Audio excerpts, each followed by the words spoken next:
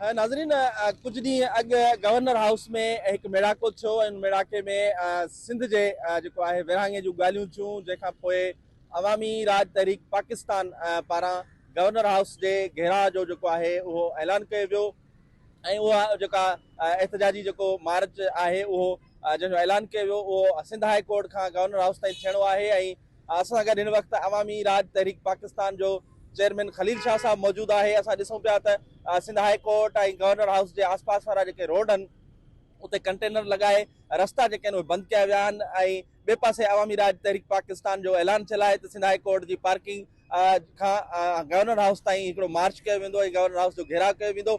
अचो त अवामी राज तहरीक जे चेयरमैन खलील शाह सां ॻाल्हाईंदा। शाह साहब, तव्हांजो जेको ऐलान आहे उहो त बरक़रार आहे, पर असां हिते जेको मंज़रनामो ॾिसूं पिया त तमामु वॾी पुलिस आहे, सिक्योरिटी आहे, रस्ता ब्लॉक कया विया आहिनि, छा चवंदव?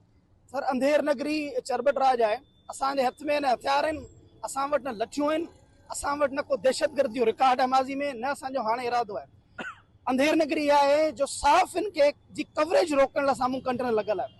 तारीख़ में थींदो रहियो आहे, सीएम हाउस तरफ़ ॿियूं पार्टियूं बि मार्च कंदियूं आहिनि, पर प्रेस क्लब कॾहिं बंदि कोन थियो आहे। अॼु पहिरियों दफ़ा थियो आहे जो तव्हां ॾिसंदव प्रेस क्लब खे चारों तरफ़ां कटन ऑफ कयो वियो आहे ऐं क्लियर मैसेज मूंखे इहो आहे त साफ़ इनके कवरेज करण कोन ॾींदासीं।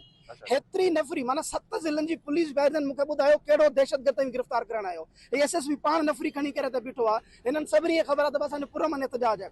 उन एहतजाज सां नुक़सानु छा थींदो? अच्छा, मुंहिंजी डिमांड छा आहे? मां छा थो चाहियां? मां इहो चाहियां थो हिकिड़ो अहिड़ो गवर्नर जेको हिकिड़ी पार्टी जो नुमाइंदो आहे, उहो अंदरि वेही करे 9-0 करे वेठो आहे। हू चए थो एजुकेशन कॉन्फ्रेंस आहे। मूंखे ॿुधायो त ख़ालिद मक़बूल सिद्दीकी कहिड़ो एजुकेशन जो वॾो फिलोसोफर आहे? छा जी हुन में एजुकेशन डिग्री आहे हुनजी? या MNA MQM जो वेठो उनजी कहिड़ी डिग्री फिलोसफी एजुकेशन में हुई?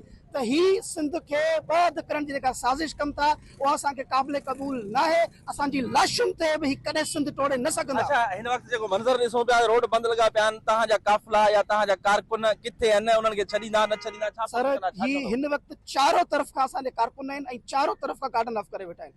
अगरि हितां खां तव्हां हाई कोर्ट तरफ़ को सिविल में माण्हू हाणे मोकिलियो, रोकीनि था। तव्हांखे सावा ही कारो कोर्ट जी छॾीनि था, अंदरि तव्हां मोकिलियो, कंहिंखे कोन था छॾीनि। माना हाणे अंधेर नगरी आहे त हाई कोर्ट जी पार्किंग ताईं अचण जी इजाज़त कोन पई मिले ऐं असांजो नौजवान चारों तरफ़ आहे ऐं असीं पोइते कोन हटंदासीं। ॾिसो न, असां पंहिंजो सिर जो सांगो लाहे करे निकितल आहियूं।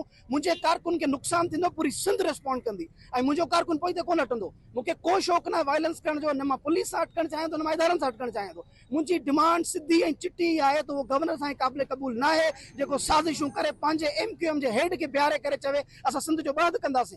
त मां विढ़ंदुमि ऐं इंशाअल्लाह ताला असां रेजिस्ट कंदासीं, असां गवर्नर हाउस तरफ़ वेंदासीं। हिननि खे जेको करिणो आहे भले वञी कनि। बिल्कुलु नाज़रीन, तव्हां जेको आहे खलील शाह साहब जूं ॻाल्हियूं ॿुधियूं। जो चवणो हो त अॼोको जेको ऐलानियल धरणो आहे उहो ज़रूरु थींदो ऐं असांजा कारकुन जेके आहिनि उहे आसपास पहुची चुका आहिनि, पर उन्हनि खे रोकियो पियो वञे। ऐं वाकई असां कैमरा जी अख सां पंहिंजे नाज़रीन खे ॾेखारींदासीं सही मुख़्तलिफ़ जेके रोड आहिनि गवर्नर हाउस ॾांहुं वेंदड़, उन्हनि ते कंटेनर लॻाए उन्हनि खे बंदि कयो आहे। पर उन बावजूदि अवामी राज तहरीक पाकिस्तान जे चेयरमैन जो चवणु आहे त इहे अॼोको जेको एहतजाजी धरणो आहे उहो ज़रूरु थींदो ऐं हर हाल में थींदो। जी।